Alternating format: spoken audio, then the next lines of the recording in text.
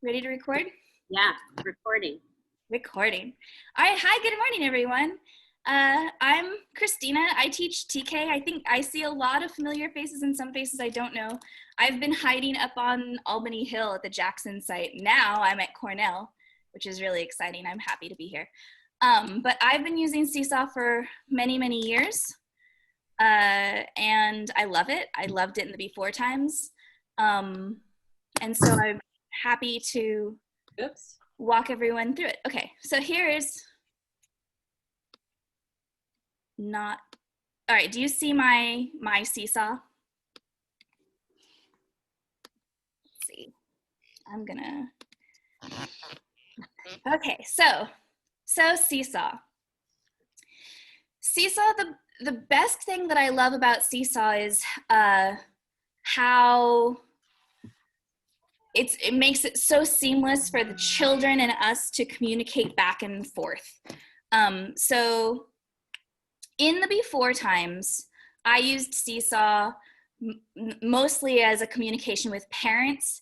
I would see a kid doing a cute thing, snap a picture, tag them, and it would send it to the parents, and the parents could see what was happening at school. Loved it. And then when everything shut down, I already had that set up, and I discovered that they had home learning codes so that each individual child could log in from home to their SeeSaw, and I could give activities, and I could post videos, and I can share all these things. So let me walk through.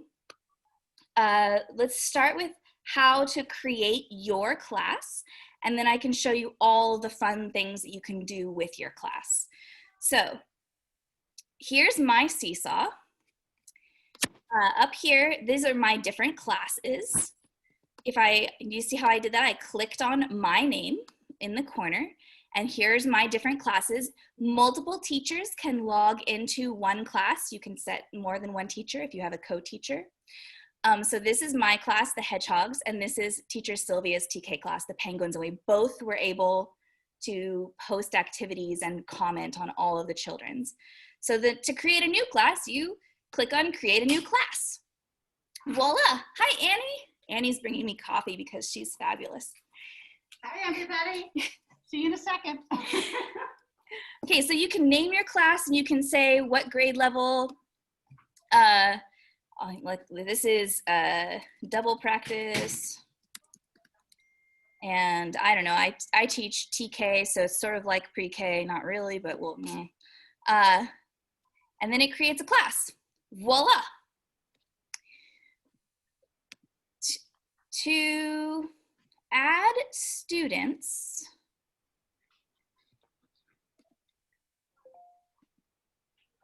yeah, this one. You click the wrench. The wrench menu is really useful. And you click plus students. It'll ask if you want students to sign in using their Google accounts or email address. So if you are teaching some slightly older children that are using their Google, their AUSD accounts, you might want to do that. I teach TK, so not for me. And then it says most often they use shared devices or one-to-one devices. In the classroom, it might have been different, but now it's not. Okay, then all you have to do is enter a bunch of names. And you just type in your class list. It might be able to pull from areas, but maybe we'll see. But it's really easy to type in a bunch of names. Pro tip, it will put your class list in alphabetical order by whatever name you put in there.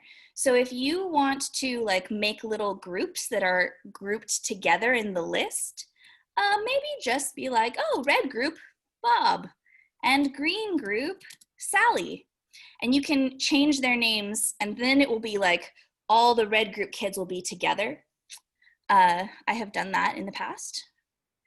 Okay, so then it says, so to get students signed in, they need to use one of these codes. But this is for like in the classroom, and so I ignore it. Okay, there are a whole bunch of other class settings in the wrench menu. So most of them, I think the defaults are fine. You could change your the color if you like a particular different color in the background. Here's where you can manage teachers. You can add another teacher to your class through manage teachers. You could change your class icon so it's more interesting. The ones that I think are really, really important is this one. Students can see each other's work. You want to decide. In the past, I did not let students see each other's work because I felt it was distracting, and they would sit in the classroom on the iPad and scroll through each other's pictures. But in the COVID times, I've decided that I am going to let students see each other's work, because then that's one way that they can connect with each other. If they finish an activity and, post their work, we can teach them, okay, when you're done, go give a compliment to a friend, go find someone else's work and give them a compliment. And then later we can teach, ask a question, or notice something. So I think that I'm going to choose to let them see each other's work. I definitely require approval before anything goes public, especially if they can see each other's work. Every year, I have a group of boys in my class that discover that it's fun to take pictures of each other's butts. and I'm so glad that I have the approval, and I at the end of the day, like, oh, that's what all the giggling in the corner was. Okay, well, delete. So that one is really important. I really love having the sample students, so keep that on. I definitely enable family access, and then you send codes out to the families and they can see what their children are doing if they want. It's good. The blog, I've never used. I'm thinking of possibly using it this year, but I think it's not necessary. Okay, and then we'll get down to those things later.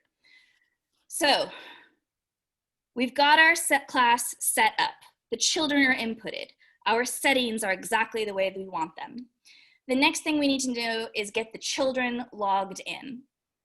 So what we do is we find our home learning codes. SeeSaw has helpfully put it on the home page because they know that you're looking for it. So we click Get Home Codes. We choose which class. If you download it, it gives you a spreadsheet, which I think, and then you would have to email each family individually. I like to print them. And then it gives you this lovely PDF. Each child has a page. It has the instructions for families. It has the QR code and the text code, depending if they're using a mobile device or a laptop or computer. So all you have to do is put this page on the front of your first packet or whatever it is that we send home, and they can just use this page, or you can cut up this PDF and email this page to families. It means that we might not be able to get onto SeeSaw like the very first day. I'll have to think about that. So that's how I always did it. Dear computer, please stop showing me this PDF. Give me a second.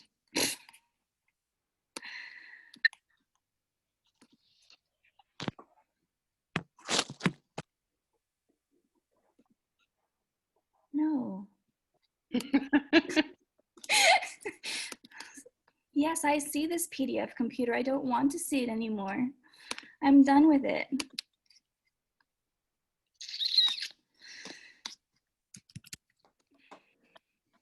Sorry, friends. And when I stop sharing, it disappears and I don't know where it is. I'm gonna just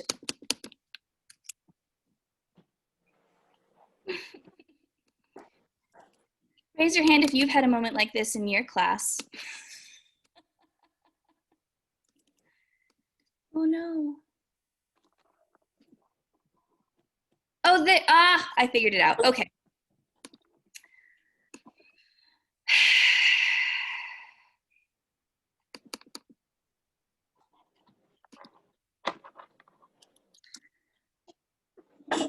Great. Can you see my seesaw again? Are we happy? Okay. So now we've got our students logged in, hopefully. The next thing we need to do is all of the goodies. So this is our main toolbar over here. There's a couple of things. Here's our journal. The journal is where all of the student work goes. Whenever a student posts anything or you post anything, it ends up in the journal. It's sort of like the Instagram scroll of SeeSaw. So it just, anytime anything gets posted, it ends up in the journal. You can filter by student if you are doing report cards, say, and you're like, oh, I want to take a look at that student's work. You can click on that student and it will show you just that student's. Of course, poor Sally hasn't done anything yet, so hers is empty. Kristina, are you able to drag your screen, your window over? Yes. Great. Thank you. Thank you. Yeah, sorry. Our technology. All right. Perfect. This is the activities tab. This is where I spend the majority of my time. The activities are like your assignments. You can post an activity and the children respond to the activity, just like you would give an assignment and each child does it and turns it in. So that's where I spend the majority of my time, is in the activities tab. It's that light bulb. You also have an inbox, so you can message, you can just send little messages to everybody or to one particular student or to one particular family. We used this a lot for remember, like here's a picture of all the paper bags we stuffed with all your stuff. Remember to come get it tomorrow. And so we just put that here, and parents are able to ask a little question or something. It's a little less formal than an email. Skills are, oh, good morning. Are you bringing the piano? No. Okay. Okay, great. Sorry, friends, maintenance is here. So here's our skills. Sorry, I'm on a meeting. Oh, okay. So here's our skills. Skills lets you sort of grade. I have never used skills before because it was a pro account feature.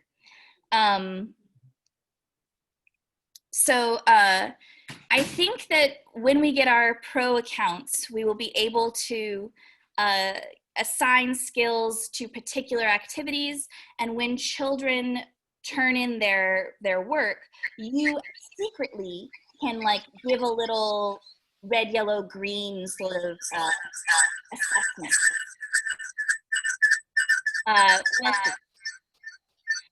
If you enable the blog, it will be over here. I'm thinking about using the blog for things that I want the children to go back to time and time again. It will sort of stay there more permanently. If you put it in an activity, they do it once and it disappears. If it's in the journal, it gets lost in the scroll. But if I want them to say, watch the ABC song again and again and again, I might put it in my blog, and then it will sort of stay there and they can go back and watch again and again and again the ABC song if they choose to. All right, that's our main menu. So the thing that we're going to be doing most is creating activities. So I clicked my activities tab. Here I am in activities. Here's my green plus button that's add something new. I'm going to assign an activity. And here's my activity library. these are all the activities that I have created, and I can assign them again and again and again, so you don't have to recreate it. So for example, here's an activity that I created called choice time. And I think that I'm going to assign choice time every day. So we can take a look at it. It has some instructions. It says choose a choice, play for 20 minutes, and then take a picture, use the microphone to tell me about it, and turn it in. So the children will be able to do this every single day. Back to my library. You can also, there's this tab over here that says community. And if you click that, it will take you to an enormous library, thousands and thousands and thousands of other activities that other teachers have created and then made public. You don't have to make your activities public. I have not, but many other teachers have, and many, many blessings rain upon them. So you can look through here. You don't have to create a 3 Billy Goats Gruff lesson. Here's one. You can search these. You can search them by subjects. You can search them by grade. You can search them by topics. There's a lot of good stuff in here. Let me show you. So let's say you think like, oh, this is a really good lesson about bedtime routines. Great. I want to use that. Click the little heart. Clicking the little heart adds it to your library. So now when I go to my library, you can do it, SeeSaw. I came to school because I thought that the internet would be better. You can do it. There it is. Here it is now in my library. So now that it's in my library, I believe that I can edit it. Yes. So when I clicked on that, that activity, down here, hidden behind the 3 little dots, all of the good stuff is always hidden behind 3 little dots. Hidden behind the 3 little dots is copy and edit activity. So if you do that, it will make you a copy, just like in Google Docs, that you can edit and change. So that's one way to create your own activities, is to take somebody else's and modify it slightly. But what if you want to create an activity from scratch? We would create a new activity by clicking Create New Activity. It's pretty straightforward. All you do is name it. Like, I don't know, let's say introduce yourself. And then you would type some instructions. So say, use the camera to take a picture of you.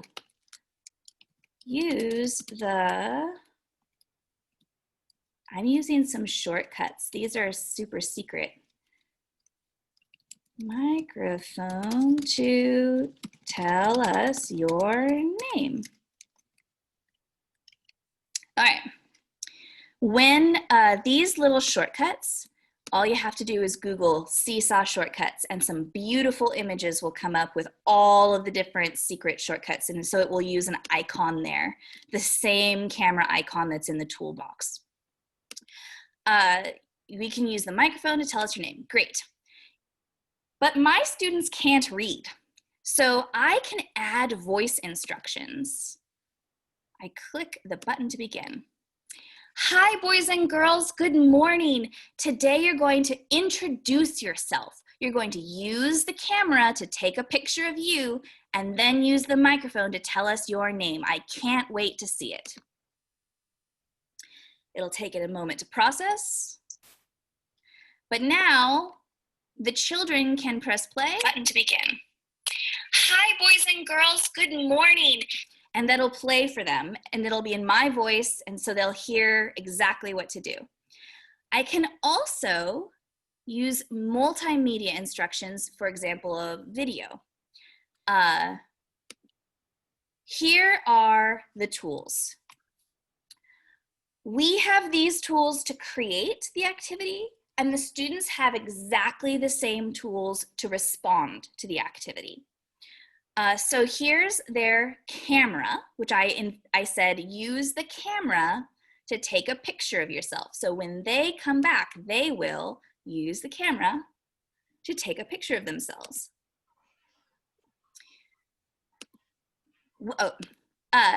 You can also draw on the pictures, which is fun.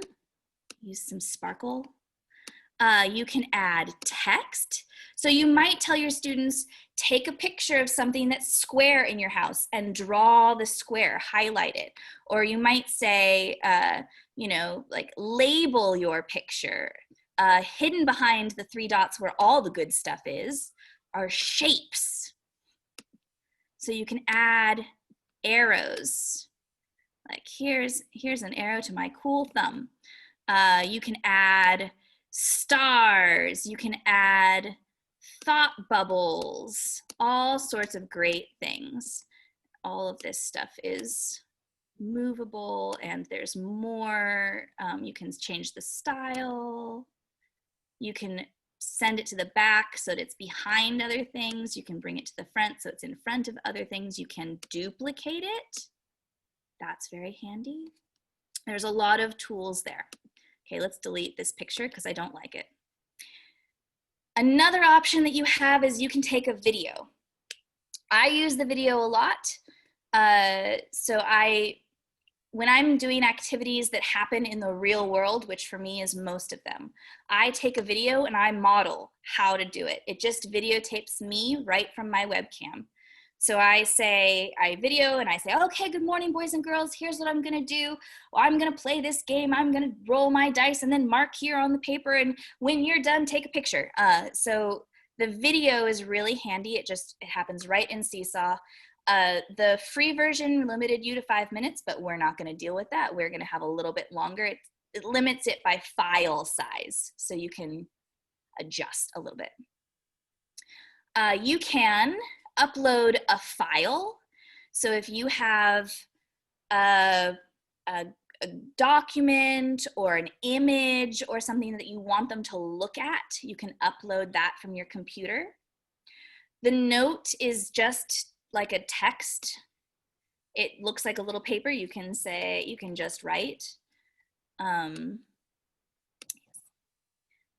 link is also really useful. You can link to a YouTube video, which I have done a lot. If you already have YouTube videos, you could link to another website if you wanted them to go to a website, read something, look at something, and then come back and do something. This is also, some people were asking about, can I put a Google form, like for a quiz, into SeeSaw? This is how you would do it. You would create your link to the Google form and you would post it here using a link.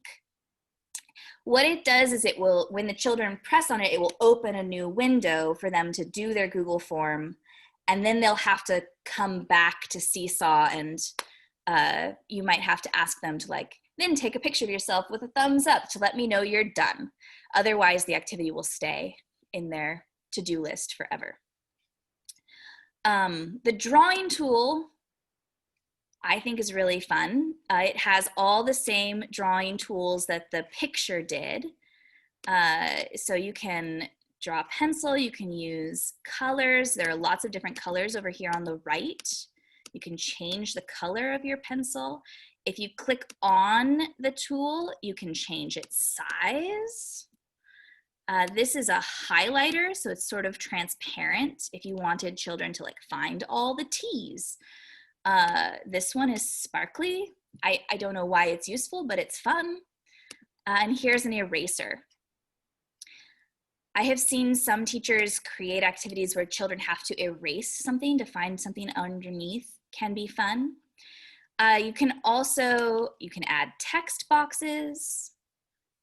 You can add shapes. You can change the background. I'm not sure how this would be useful creating an activity, but responding to an activity is all sorts of fun. If you create a link,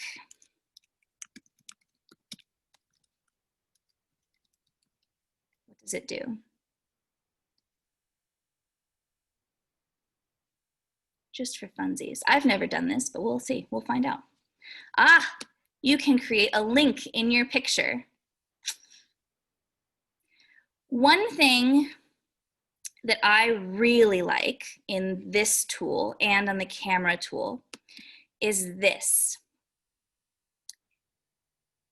This microphone tool will record your voice, but it also records anything that you draw or move while you're recording. And then you click done. And when the students play it, this microphone tool will record your voice, but it also records anything that you draw or move while you're recording. And then you click. So you can model for children how to do something or how to do a problem, or that would be really useful, I think. And for children responding, I've had them, click the microphone, then tell me about what you're drawing, or solve this math problem and tell me about your thinking as you go, or move all the P's to one side and record your voice saying pa, pa, pa as you move them. Could be really useful. Thanks, SeeSaw. So those are the tools that you have to create activities and that children will have to respond to those activities. Okay, how are we feeling? Take a breath. Kristina, can you show us how you put the picture in? I know you told us we can Google it for like where it says camera and microphone, but it'd be great if you could show me that. Sure. So in my instructions, I wrote : photo : and so when I save this activity, instead of : photo : it has the little camera icon, which is the same as the toolbox camera. So, the children who are beginning to read will see that, or the children who aren't reading yet can see that and go, oh, the camera. I know how to use the camera. And the microphone was : mic : and there are a whole bunch of shortcuts like that for all of the different SeeSaw icons. And if you Google SeeSaw shortcuts, you will get a whole page with all of the secret ones. Those are the only two that I have memorized because those are the ones that I use the most. So I'll make a cheat sheet of shortcuts and I'll post them on the website on the SeeSaw page. There's also the very last slide in my slideshow is that cheat sheet. Awesome. I'll pull that out and have it as a separate, just like right there on the web page as like an image that people can see. Yeah, I discovered that over the summer and I was like, why haven't I been using this? So that's really fun. Okay, so the next thing I want to show you is how to model. Okay, so let's say I assign this to my class. I get to choose which class. I could choose multiple classes. Last year, Sylvia and I would create an activity and assign it to both classes. But what I'm going to do is I'm going to assign it to the double practice class. But I'm not going to assign it to everyone. I could choose everyone. But for now, I'm only going to assign it to the sample student. So only the sample student will see it. And of course, the sample student is not a real person. So no one will see it except for me. Did it do it?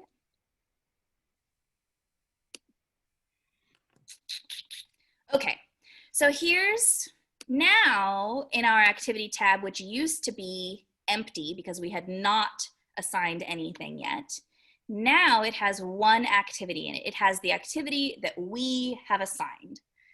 And you can see that there's 0 responses so far and 0 waiting for approval. This is what the children will see when they log in and they look at the activities. They'll see this little, the instructions, and they can press play and they can add a response. We can also add a response. You can do it, SeeSaw. I believe in you. All right, so we're going to add a response as the sample student. So the assignment was use the camera to take a picture of yourself and use the microphone to tell us who you are. So I'm gonna take a picture. I'm gonna use the microphone. Hi, my name is Sample Student. Done. Then they click check. Now there's a response waiting for us. So if we click on our activity, we can see that there's a response down here. Sample student has responded. And we can approve that or not. It's already approved because we as the teacher did it, but when the children do it, it will need our approval. So when I did that, I added a response as sample student. At this point, I could turn on Screencastify and capture a video with my face talking to the children, how to do it, and they will be able to see my screen and see what I'm doing. And I can create a model of how to do this activity. Then I can go back and edit my activity and add that as a video or a multimedia instructions. So if I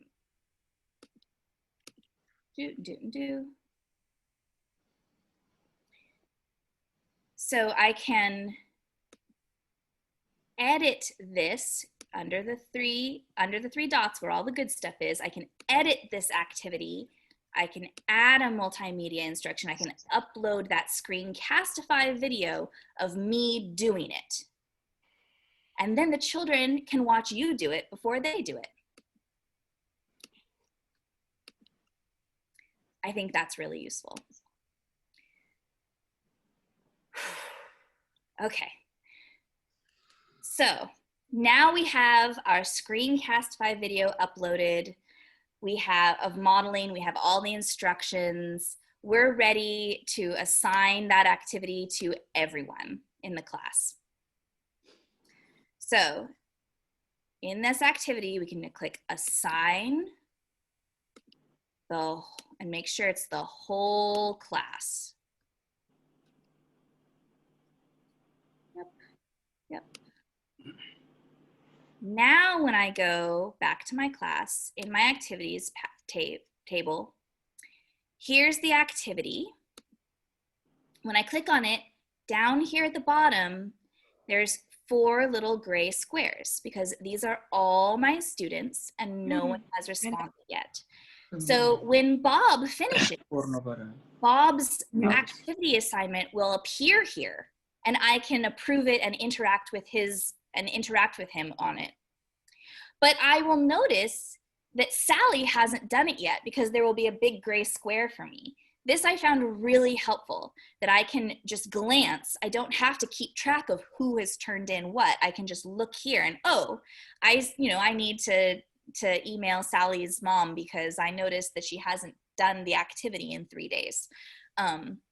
It's really easy to see who's doing it and who's not. I really like that feature.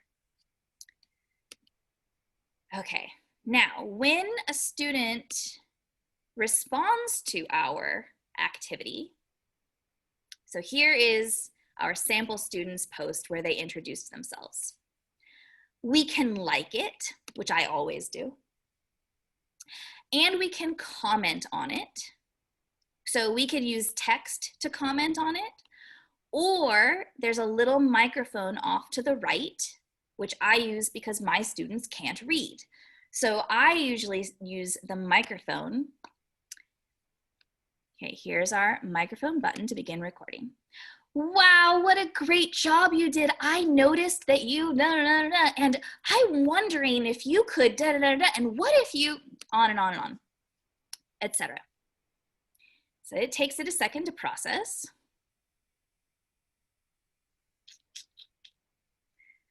And I can listen back to it and make sure it's good, but I don't care.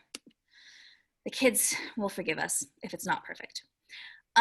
And so now our students can listen to our comment about the work, and they can comment back to us. They can, if their parents type, or they could type it, or they can record their voices and answer our questions, and it'll give you a little notification when they comment. So here is our skills tab, which I do not have access to yet because I am still on a free account. But here's where you would be able to say, like, oh, the sample student did really good, dark green, on whatever skill that is. I have used folders before. So you can create folders like a math folder or a spelling folder or a writing folder. And so when your student responds, you can just like, file it in a folder. Like, let's create a folder for a second. Let's say stuff. Let's create it. Yes, great. So now I'm gonna file this in stuff. Great. Now later, when I'm doing my report cards and I'm trying to think, gosh, can Sally use scissors? How is her fine motor going? I can go and look in the fine motor folder and see a bunch of pictures of Sally using scissors and beading and doing whatever else it is that we've been doing. And so that way I can create my own little like portfolios of different stuff that children are doing. Okay. So that way, students can submit stuff to us, we can respond to it, they can respond to us, we can have a dialogue, which we know is so important. Okay, the last thing, those are all, if you got just that far, you are set. That is all you need to know. There is one more bonus skill that a lot of people use, and a lot of those beautiful activities that other teachers have created for us and have built are these digital activities. Most of the activities that I have students do happen mostly in the real world. So I do something in the real world. I build with blocks, or I go for a walk, or I notice something, or I draw on paper and I take a picture of it. Whatever it is, it's happening in the real world, and I'm using SeeSaw to take a picture of it and document. There are a lot of activities that happen in SeeSaw, those digital activities where the children are dragging the peas to the pea bucket, or other letters that are less bathroomy, or they're sorting the letter sounds, or they're putting the pictures of the story in order in SeeSaw as almost like a little video game. So let me see if I can find an activity like that to show you. So if I'm assigning an activity, I want to look in the community library because I don't have any of those. I learned how to create them, but I haven't done it yet. So let me see if I can find.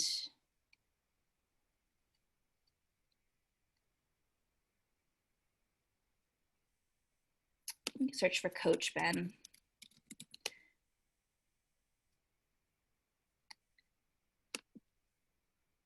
Okay, so here's one. So I'm going to assign this to my practice class. Yes, yes. And so let's say that my practice class, okay, my sample student is going to come do this. So here is things that a plant needs, things that a plant does not need. Let's see, here's water. Do you see how I can move this? I'm using the finger tool to grab and move. Plants need water. Plants don't need fire. They do need sun. They don't need cookies. They do need air. Is this rain? Rainbow? We'll say they need it. Okay, so I click done. Now when I go and I look at that response, I see, sample student knows what a plant needs, or not. So do you see how that digital activity happened in SeeSaw by moving manipulatives on the screen? So to create something like that, you can just use somebody else's. But if you want to create it yourself, you're going to use down here, there's add template. So to add a template, you can do it's the same tools. Usually I add a file, an image that I've created somewhere else. So here's one. So this image is my background. I created this image somewhere else in a different application.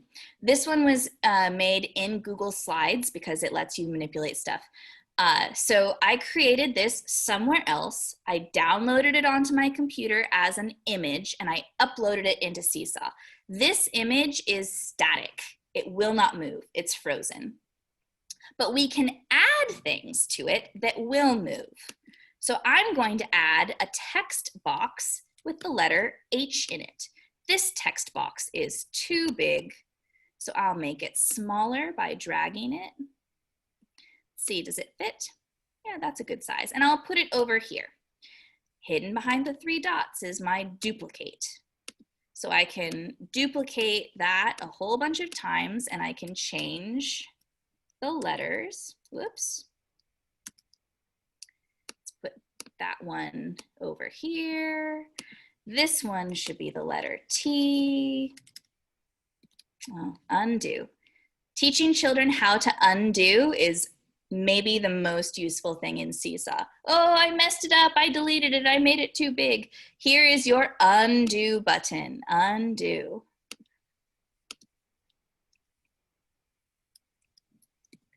Okay, so I have an H and I have a T and I have an A and they're all over here in this letter bank. Great, now I'll assign it to my class. I would normally, okay, trying out stuff.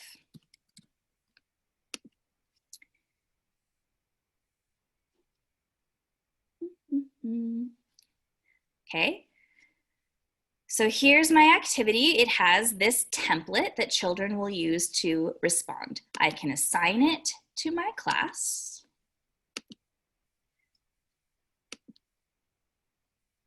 Okay, I'll go back to my class and check it out. So here's my activities tab. Here it is. Oops, I don't want the image. I want this info on the grid. So let's add a response. Our sample student will add a response. So the sample student, or all of our students, can use this tool to drag all these manipulatives. Maybe it's a 10 frame and they're dragging circles. Maybe it's letters that they're putting in order or pictures of a story they're putting in order. There can be lots and lots of different things you can do with this. So they can do that. They can either do it all and send it in finished, or you can say, record yourself while you do it and tell me your thinking. Okay, then they're done. Green check. Here it is. And we can see that there's a response waiting for us. Those digital activities, I think, take a little bit of practice to create, and I would say just use other people's until you feel comfortable with it. But it can be a really good way to assess, like, do they know all their letter sounds? They can record their voices, moving the letters into order and saying all of their sounds. So that might be a really useful tool. But it does take a little bit of practice and some setup. Okay.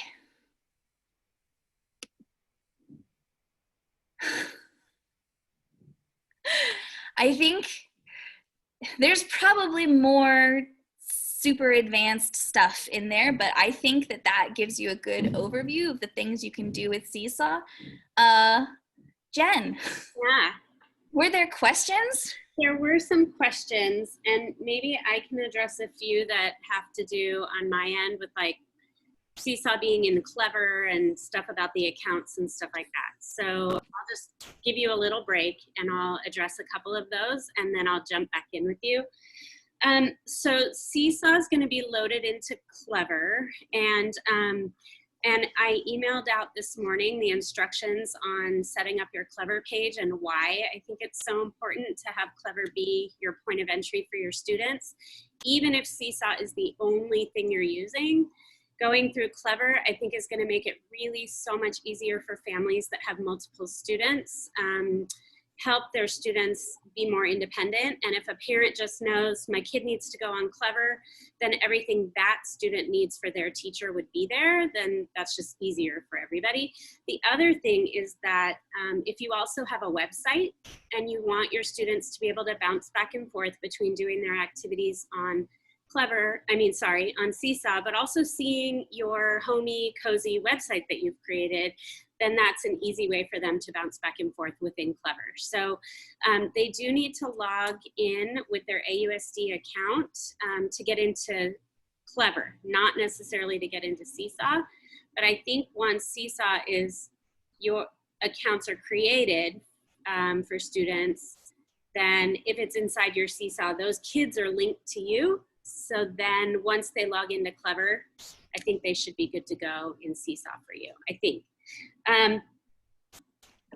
More IT type Clever questions should go to the tech department because Dan Haller is like the guy that does everything inside Clever. And so questions about accounts and things like that should go to them.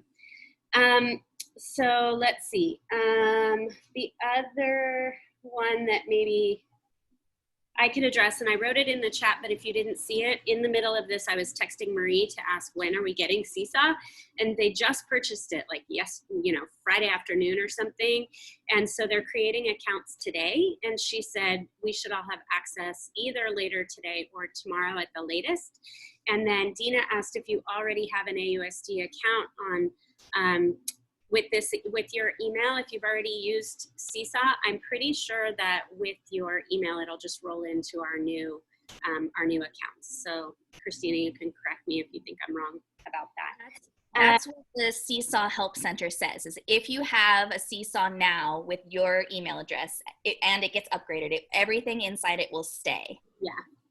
And then the other one I can answer, and then I'm going to turn it back over, is just around if you're outside of K2. So like an ELD teacher asked if they could use it, and preschool. I would just, the answer is yes, because they purchase student accounts for SeeSaw, not teacher accounts. So it's not just limited to the teachers that they got accounts for.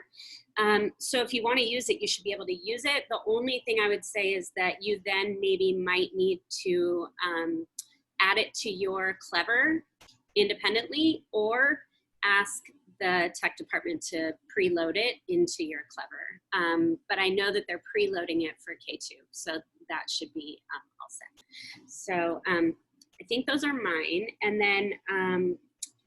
then, okay, so here I'm just gonna go down my list that I wrote down. Why group kids? Can you give some, like you said, red and green and blue, why would you maybe do that? So in my class, I have like station groups, and I might create an activity that I assign to one group but not another group, or I might be differentiating, and so I might create an activity where some kids have to type the word and other kids only have to drag the word to the right place.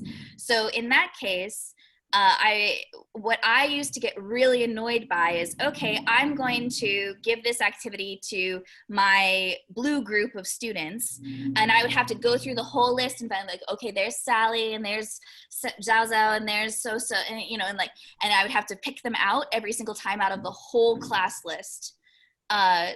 And assign that activity. And I was assigning the activity or taking the picture of the group and sending it to parents. It's the same 4 kids over and over again. So I thought it might be easier to give them little group tags. So then they're together in the list. So when I'm assigning my really difficult activity to blue group, then they're all together in the list. And it's doop, doop, doop, those 4. Send it off. Awesome. Awesome. And then there were a couple questions about the translate feature, and if you know anything about the translate feature.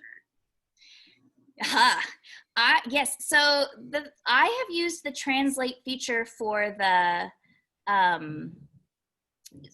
instructions that they provide. So they provide those instructions to families about how to log in, and they will provide those instructions in a whole bunch of different languages, which I have used in the past. It's like, oh, that family speaks Japanese.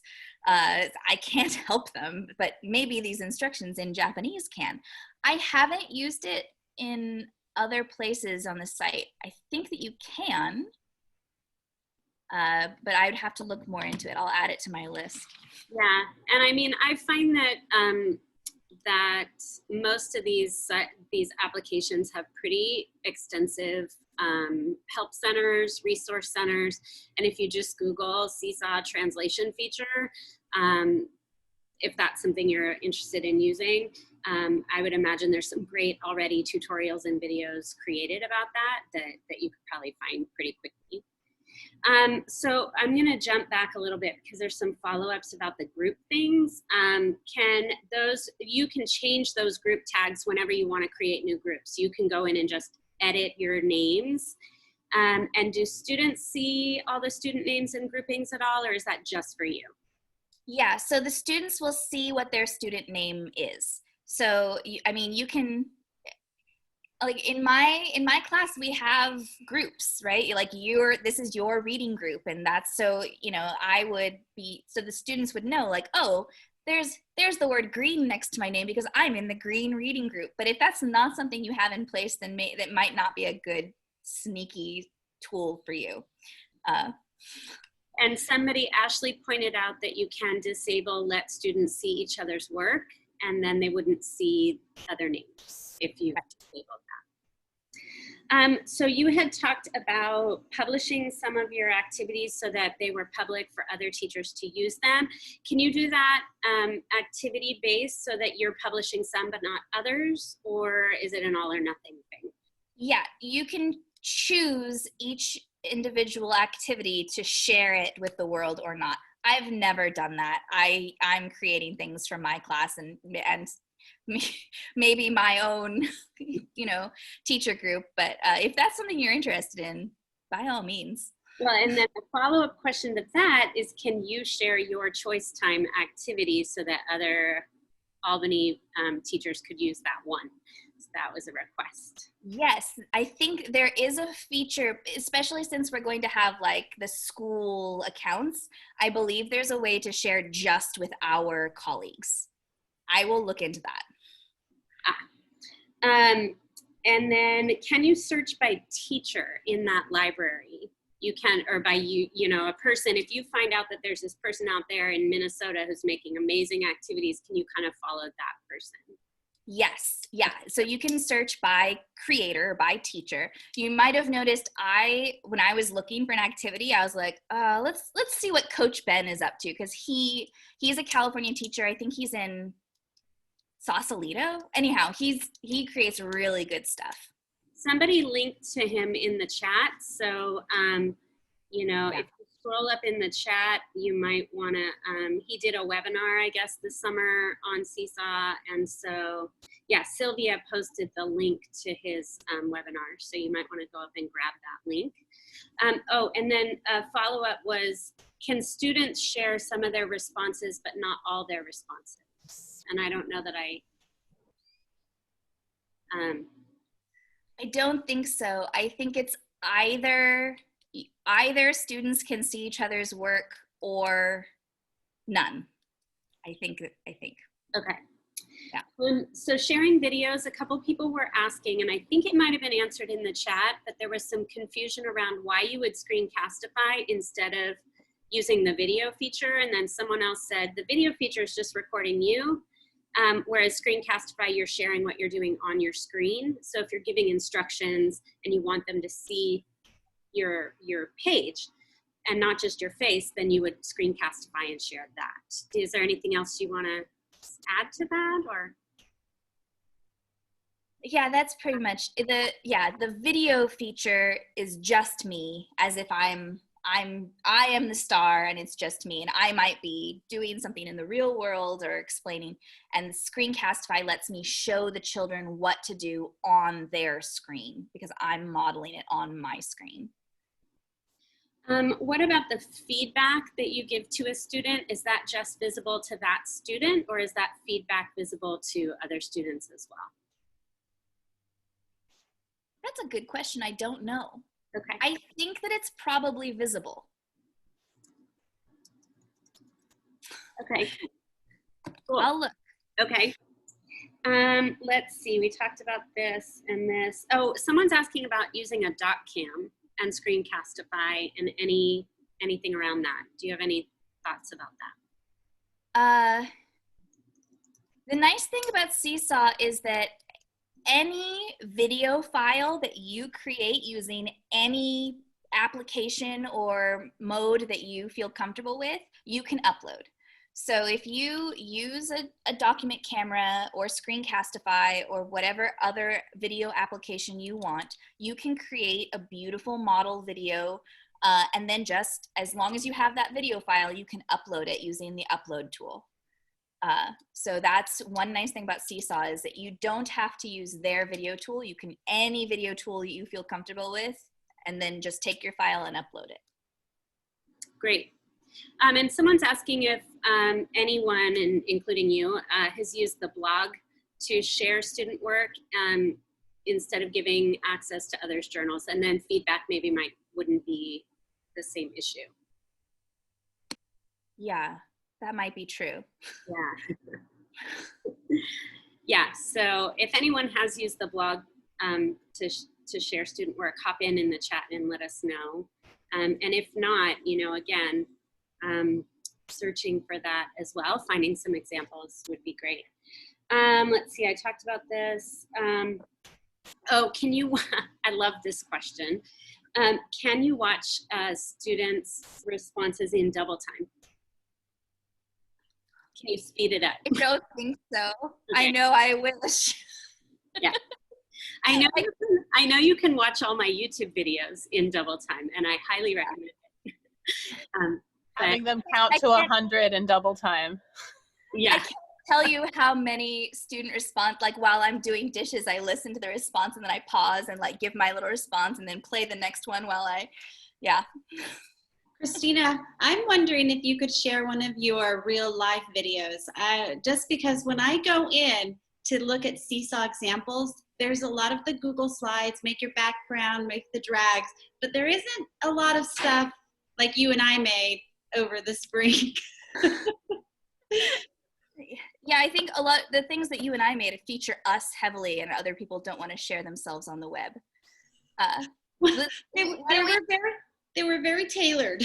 Let's finish questions, and then I can show you a few examples of things I made. Yeah, that actually I think is the majority of the questions. A few people are asking still about kids logging in.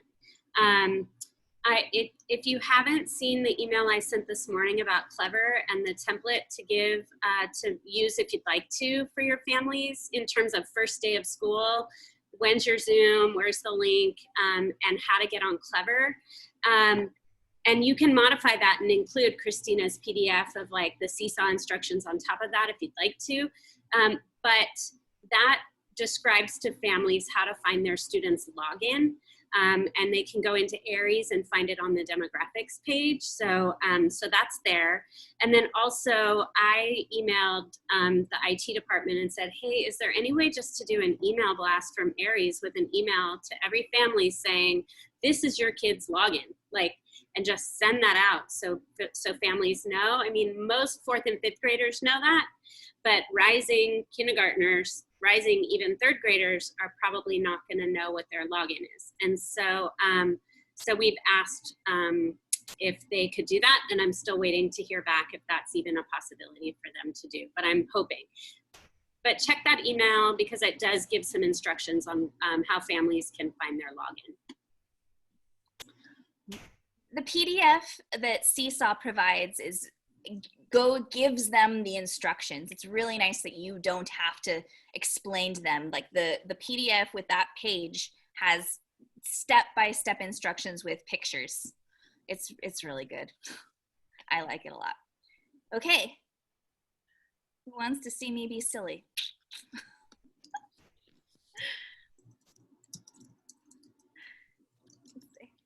Okay, so this is Sylvia's request. We can blame her.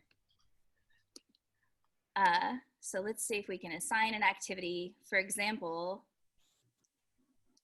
I know a lot of the activities out in the world are these like digital video game-like ones, but you can see that the activities that I was creating was not that.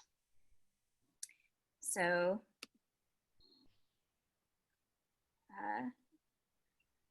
this is a YouTube video that I uploaded. Hi, TK. Welcome back. I hope you had a nice spring break.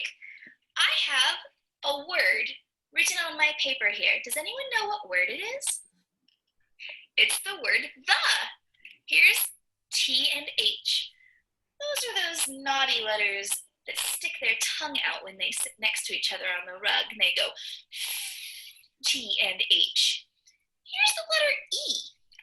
Usually E says what's that you say? When she's trying to hide and not be a superhero. And sometimes she says her superhero sound, E, but in this one she's not making those sounds. She's not saying the. She's not saying E, the. She's saying I have a new spelling secret for you. Are you ready? But you have to promise not to tell the grown-ups because this is a secret TK spelling secret. Are you ready? Sometimes the vowels forget what to say and they smack their foreheads and go,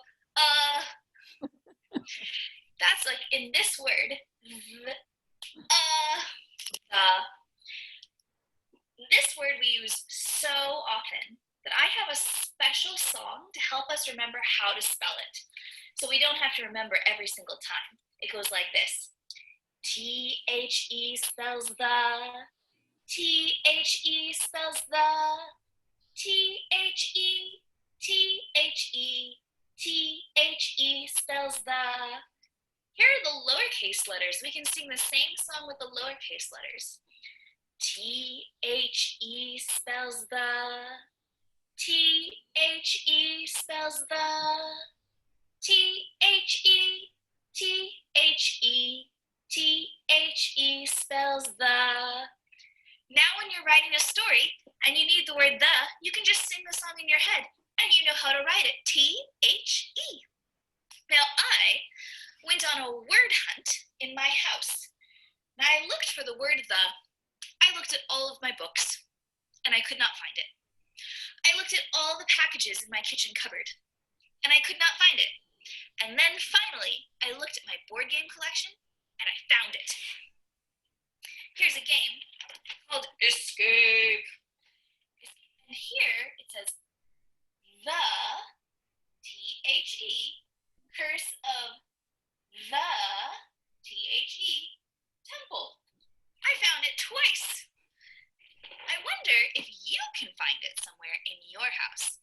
Will you look for the word the take a picture and upload it to SeeSaw so I can see it too. Bye, TK, I miss you. Good thing. You can see.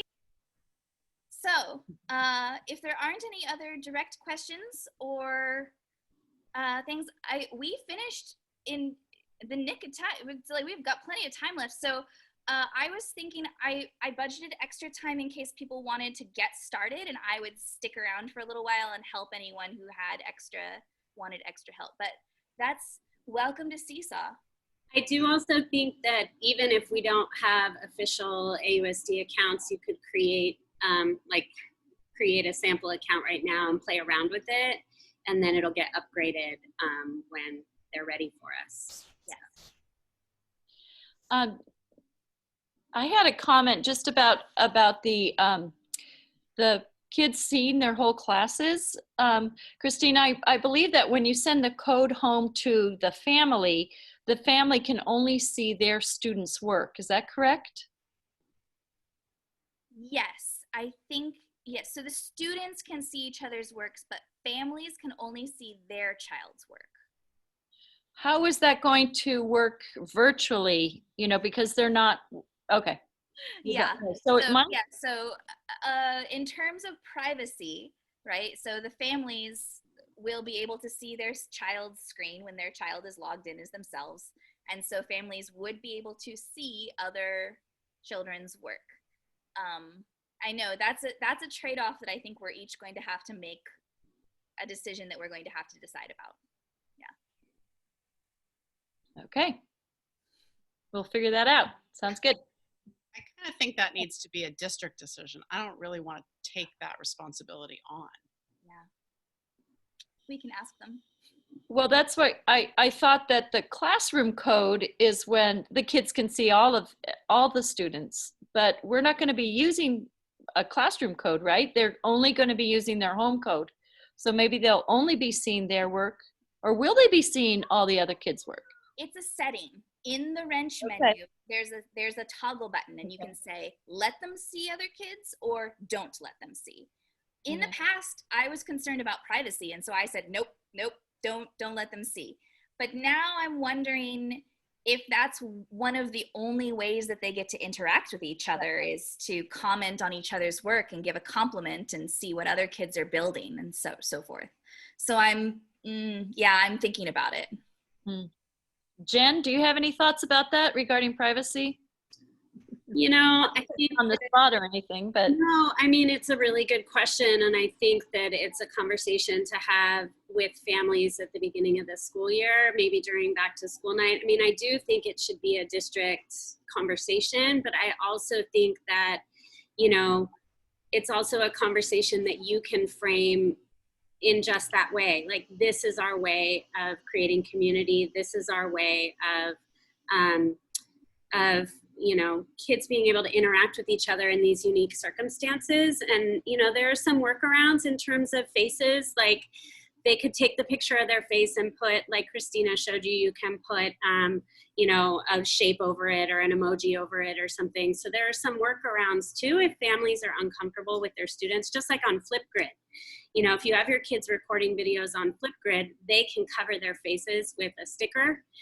You just have to make sure those, you know, options are turned on.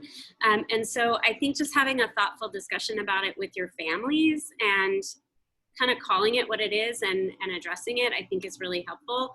The same goes for putting pictures and things on a website, you know, because we have to make our websites public if we want to share them with people outside of Albany Unified. And that always poses a big kind of privacy issue. And I just kind of talk about that at the very beginning of the year, let families make that call. And if I've had maybe 2 in 7 years of having a class website, maybe 2 families say, please don't put pictures of my kid on the website. You know, I'm not attaching names next to them. I'm, you know, but it's, again, making these choices about how we're creating community is, I don't know, it's a big one.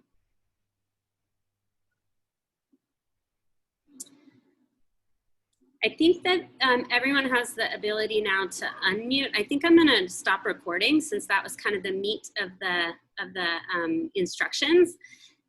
So here we go. Stop recording.